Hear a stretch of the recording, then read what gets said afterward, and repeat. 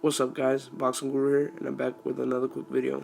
According to BoxingScene.com, Canelo versus Lemieux is a very possible match in May 2017.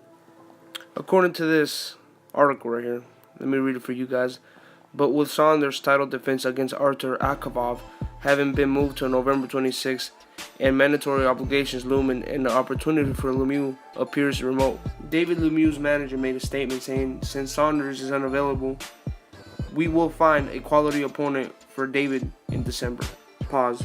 As Stephen claims he's confident the Canelo fight can be made, emphasizing that Lemieux has a solid fan base in the United States and the networks love him. In fact, Lemieux still owed a fight by HBO.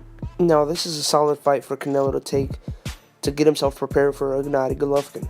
But I would have preferred this fight to happen before May, because Canelo mentioned he was going to fight 3 times, and, they were talking about right after 2017, like one of the first couple months. So I was hoping he would fight somebody like David Lemieux in the first couple months, and then take on Saunders in May so he could get his belt and have a unification bout with Gennady Golovkin. Now, this is a great test for Canelo if he does fight Lemieux before May or in May, because it will test his shin. We'll be able to see if he could take a full-fledged middleweight power puncher, and we'll be able to, see if Canelo can actually beat him convincingly like Triple G, or at least just outbox him completely. So then that way we could see, how good is Canelo at 160. Now, for my personal opinion, I think the fight that's going to happen in May most likely is going to be Canelo versus Billy Joe Saunders. Now, let me explain why. The WBO president is talking about we're going to force Billy Joe Saunders to make 2 title defenses. And, and he will also mention that he would welcome a Canelo versus Billy Joe Saunders fight, And another thing, since Canelo is the WBO super welterweight champion, once he makes the move to 160, he becomes Billy Joe Saunders mandatory for the WBO middleweight strap. So I think that's the move they're going to take before fighting Gennady Golovkin. Why? Because if they have a strap, if they have a belt under them, then they have more leverage in negotiation tables. And not only that, it could be a unification bout, and him beating Billy Joe Saunders and possibly David Lemieux before May, and then squaring off with Triple G.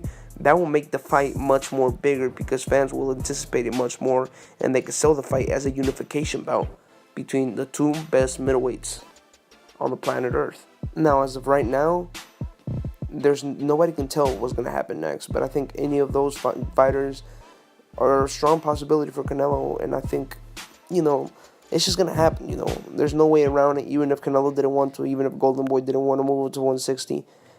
It's just physically bad for Canelo to stay at 154. His body's not a 154-pound fighter anymore, and he's only going to cause himself more damage, and I think his team knows it, and I think Golden Boy knows it. Plus, at 154, you have fighters like Demetrius Andrade and the Charlo brothers that can pose a threat to Canelo. And not only that, it's a risk but low reward, losing to some of those guys. But if you lose to Gennady Golovkin, at least you're gonna cash in a big payday, and especially that he still owes $8 million. He still owes $8 million to the Cuban guy, his ex-Cuban promoter, All Star Boxing.